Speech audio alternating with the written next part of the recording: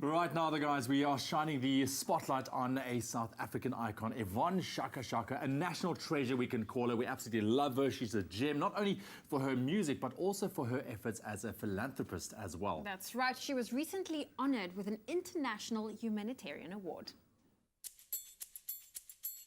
For nearly 3 decades, Yvonne Chaka Chaka has been a light in the music industry, sharing the stage with some of the world's most legendary musicians and world leaders. But for all her accolades as a musician, she's also celebrated for her work as a humanitarian, pouring her heart and soul into organizations like these that do what they can to help their communities. The hitmaker has provided humanitarian aid across society, from teaching literacy to promoting women and children's rights, as well as supporting healthcare initiatives. Yvonne, you started making music at a time when just the act of making music and art was in itself political, revolutionary, therapeutic, and in some ways humanitarian. But now you've amplified the humanitarian aspect of your work as almost a second career. At what point in your career did that happen, and why did you decide to embark on that journey? Being born in Soweto and during the apartheid years and growing up in Dobsonville, there was absolutely nothing for us. That was the time to use my voice, to disseminate information or to tell the world about my surroundings, where I grew up, where I come from. But what good is that going to help if with the voice that you have are not doing any good for others? We are born with nothing, and we're here on earth to do what God has asked us to do, and be of good to each other and give of ourselves. Can you tell us about the Princess of Africa Foundation and the kind of work you do and the different kinds of communities that you've been able to impact? The Princess of Africa Foundation helps and enhances the work that I do with the UN as a UNICEF Goodwill Ambassador, working with rollback malaria and being the champion for Gavi and for the Global Fund.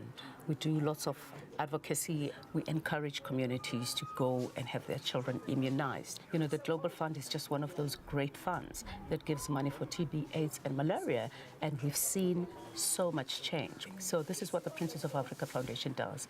And we engage with young people as well, empowering girls. And we cannot try and empower girls and not talk about boys' issues as well. Yeah, so that's what the Princess of Africa Foundation does. Working in communities that are affected by malaria, TB, HIV and AIDS, there are a lot of structural issues when you come into these communities that mean that these diseases prevail. Do you ever feel defeated when you come in and there's still so much to be done and there's still so many barriers to be broken down?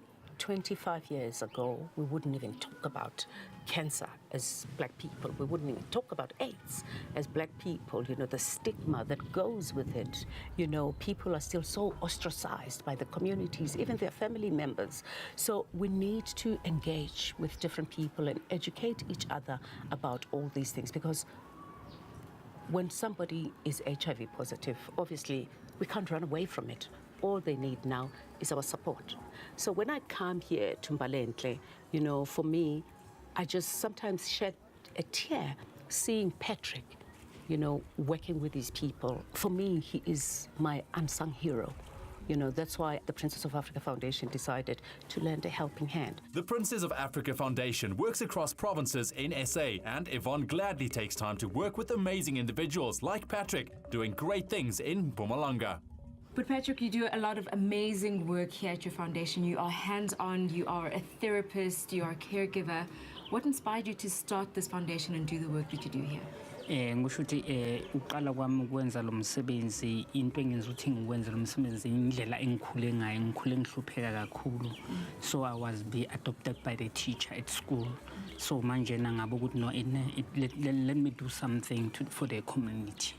I must pay back, ngenza something for the community. It's when I started this foundation in 1987.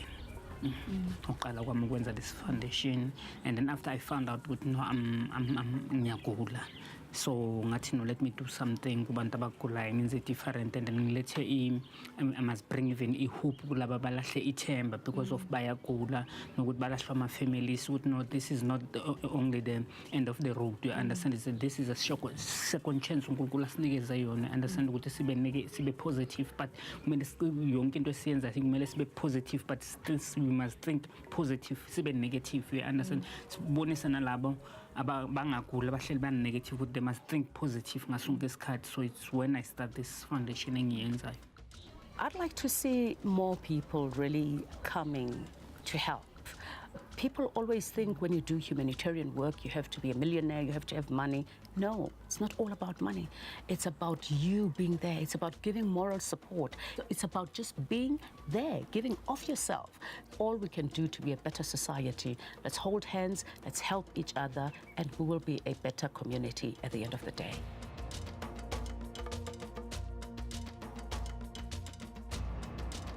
When you have a look around here, you see that Patrick really does not have much to work with, but he is making some amazing differences to the lives of people in his community living with HIV and AIDS.